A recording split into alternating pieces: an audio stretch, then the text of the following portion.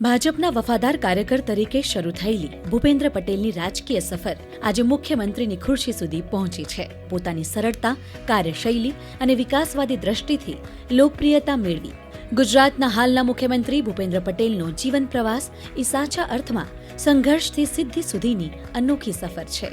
ભૂપેન્દ્ર પટેલનો 15 જુલાઈ 1962ના રોજ અમદાવાદમાં જન્મ થયો. વર્ષ 1982માં અમદાવાદની ગવર્મેન્ટ પોલિટેકનિકમાંથી સિવિલ એન્જિનિયરિંગનો અભ્યાસ પૂર્ણ કર્યો. મહેનત અને સંકલ્પથી તેઓ બિલ્ડર તરીકે ઉભર્યા. 1987માં તેઓ ભાજપ સાથે જોડાયા. 1995થી 96માં મેમનગર નગરપાલિકાના સ્ટેન્ડિંગ કમિટીના ચેરમેન તરીકે પ્રારંભ થયો. 1999થી 2000માં મેમનગર નગરપાલિકાના પ્રમુખ બન્યા. 2004થી 2006માં ફરી એકવાર પ્રમુખ તરીકે ચૂંટાયા. 2008થી 2010 સુધી એએમસી સ્કૂલ બોર્ડના વાઇસ ચેરમેન રહ્યા. ત્યારબાદ 2010થી 2015 સુધી થલતેજ વોર્ડના કાઉન્સિલર તરીકે સેવા આપી. 2015થી 2017 દરમિયાન ઓડાના ચેરમેન તરીકે મહત્વપૂર્ણ ભૂમિકા ભજવી.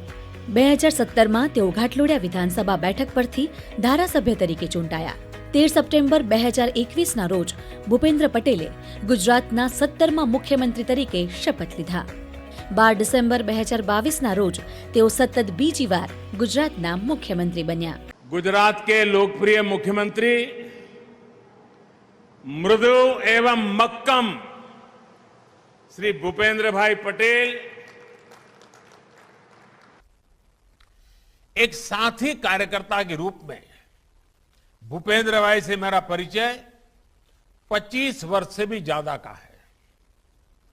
ये हम सभी के लिए बहुत गौरव की बात है कि भूपेंद्र भाई एक ऐसे मुख्यमंत्री है जो टेक्नोलॉजी के भी जानकार हैं और जमीन से भी उतना ही जुड़े हुए हैं.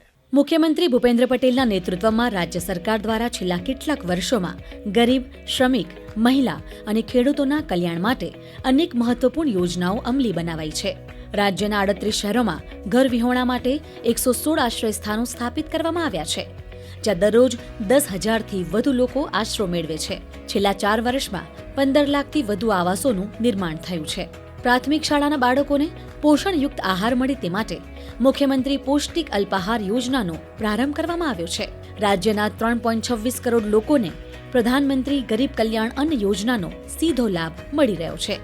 નમોશ્રી યોજના હેઠળ માત્ર 1 વર્ષમાં 4 લાખ માતાઓને રૂપિયા 222 કરોડની આર્થિક સહાય આપવામાં આવી છે.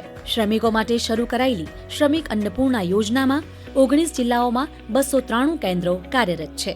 માતૃશક્તિ યોજના હેઠળ દર વર્ષે સરેરાશ 4.86 લાખ સગર્ભા અને ધાત્રી માતાઓને લાભ મળી રહ્યો છે. આરોગ્ય સુરક્ષા માટે પીએમજેએવાય મા યોજનામાં 2.92 કરોડથી વધુ નાગરિકોને આયુષ્યમાન કાર્ડ આપવામાં આવ્યા છે. ગુજરાતમાં કુલ 283 ડાયાલિસિસ સેન્ટર અને 35 ડે કેર કિમોથેરેપી સેન્ટર્સ કાર્યરત છે, જેમાં લાખો દર્દીઓને સીધી સારવાર મળી રહી છે. વર્લ્ડ ઓબેસિટી ડે પર સ્વસ્થ ગુજરાત મેદસ્વીતા મુક્ત ગુજરાત અભિયાનનો પ્રારંભ કરવામાં આવ્યો છે. શાંત સ્વભાવ, સરળ ભાષા અને સહજતા મુખ્યમંત્રી ભૂપેન્દ્ર પટેલની ઓળખ છે. મુખ્યમંત્રી ભૂપેન્દ્ર પટેલે ગુજરાતને વિકાસના નવા માર્ગે આગળ ધપાવ્યું છે. બ્યુરો રિપોર્ટ, દૂરદર્શન સમાચાર, અમદાવાદ.